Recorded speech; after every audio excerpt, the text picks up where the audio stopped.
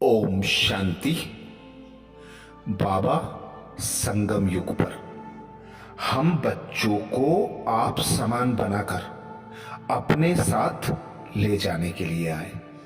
तो बाबा कहते तुम बच्चों को साथी बनकर जाना है, ना कि बाराती बनकर। जो बाराती बनकर जाएंगे वे धर्मराजपुरी में अपनी उपस्थिति दर्ज कराएंगे, अर्थात धर्मराज की सजाओं से अवगत होंगे। तो धर्मराज की सजाओं से बचने के लिए बाबा हम बच्चों को अनेक युक्तियां बताते।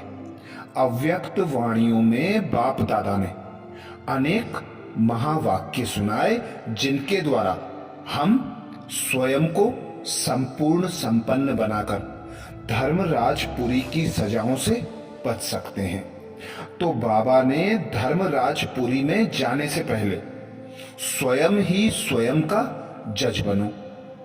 बाबा कहते धर्मराजपुरी में जाने से पहले स्वयं ही स्वयं का जज बनो।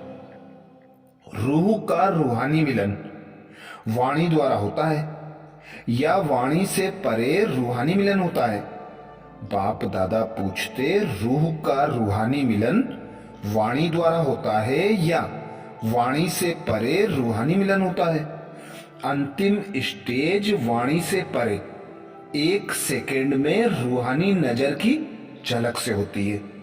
यह जो गाया हुआ है कि झलक दिखा दो, वह नयनों द्वारा मस्तक मणि का गायन है।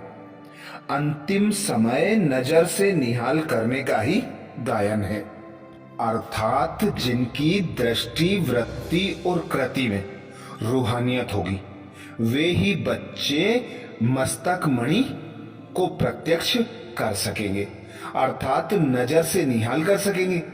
आप हर एक लाइट हाउस और माइट हाउस की स्थिति में होंगे तो एक स्थान पर स्थित होते हुए भी विश्व के चारों ओर अपनी लाइट और माइट देने का कर्तव्य कर सकेंगे। इसमें भी विश्व महाराजन बनने वाले लाइट और माइट हाउस होंगे। राजपद पाने वालों के संपर्क में आने वाले साहूकार व प्रजा लाइट हाउस नहीं होगी, बल्कि लाइट स्वरूप होगी। लाइट और माइट हाउस दोनों में अंतर है। विश्व महाराजन बनने के लिए जब तक विश्व सेवक नहीं बने हैं तब तक विश्व महाराजन नहीं बन सकते। विश्व महाराजन बनने के लिए 3 स्टेजेस से पार करना पड़ता है। पहली स्टेज 1 सेकेंड में बेहद का त्यागी, सोच करके समय गवाने वाले नहीं, लेकिन झट से और एक थक से बाप पर बलिहार जाने वाले। तो बाप दादा पहली स्टेज बताते 1 सेकेंड में बेहद के त्यागी, सोच करके समय गवाने वाले नहीं, लेकिन झट से और एक धक से बाप पर बलिहार जाने वाले। दूसरी बात बाबा बताते बेहद के निरंतर अथक सेवाधारी, और तीसरी बात बेहद के वैराग्य वृत्ति वाले, बेहद के त्यागी, बेहद के सेवाधारी और बेहद के वैरागी। इन तीनों स्टेजेस से पार करने वाले ही विश्व महाराजन बन सकते हैं। साथ ही अंत में लाइट हाउस और माइट हाउस बन सकते हैं। अपने आप को चेक करो कि तीनों स्टेजेस में से कौन सी स्टेज तक पहुंचे हैं। स्वयं ही स्वयं के जज बनो। धर्मराजपुरी में जाने से पहले जो स्वयं स्वयं का जज बनता है वही धर्मराजपुरी की सजाओं से बच सकता है। अर्थात बाप दादा ने धर्मराजपुरी से बचने, धर्मराजपुरी की सजा से बचने की युक्ति बताई। 3 स्टेजेस हैं बेहद के त्यागी, बेहद के सेवाधारी और बेहद के बैरागी। जो इन तीनों स्टेजों को पार करते हैं, चेक करते हैं और चेंज करते हैं, वही धर्मराजपुरी की सजाओं से बच सकते हैं।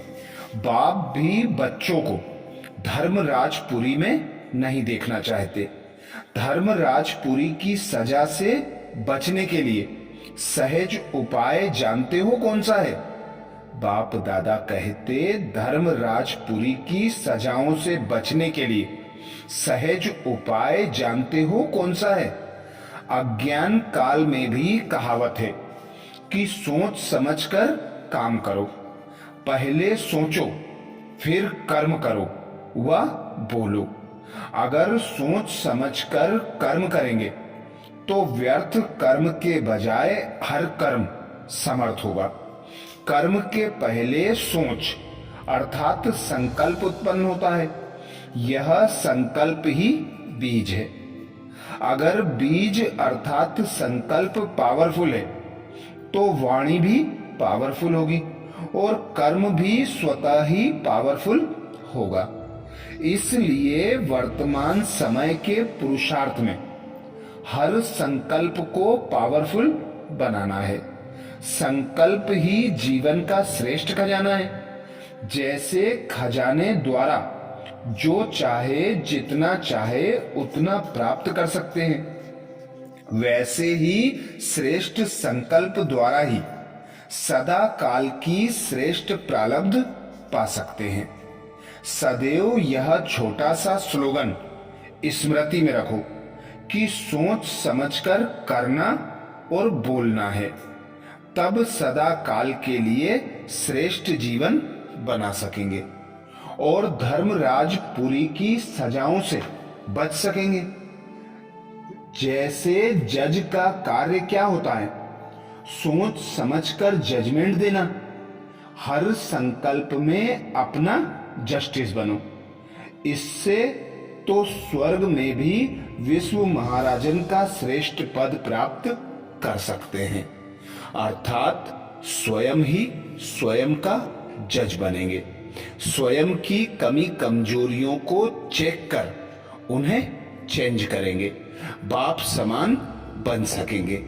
जिस प्रकार हमने ब्रह्मा बाप को देखा, झाटकू बनकर 1 सेकंड में अपना सब कुछ बाबा पर बलिहार कर दिया और उससे विल पावर प्राप्त की और उसी पावर के आधार पर संपूर्ण संपन्न बने। ऐसे ही बाबा कहते, इसके साथ साथ ब्रह्मा बाबा में एक और मुख्य विशेषता थी। वे अंदर बाहर से समान थे। जैसा संकल्प होता था वैसे ही बोल होते थे और उसी के आधार पर कर्म होते थे। इसीलिए बाबा कहते, जिन बच्चों के श्रेष्ठ संकल्प होंगे, दृढ़ संकल्प होंगे, उन बच्चों के बोल और कर्म भी श्रेष्ठ होंगे, अर्थात वे बच्चे विश्व महाराजन बन सकेंगे। अच्छा, ओम शांति।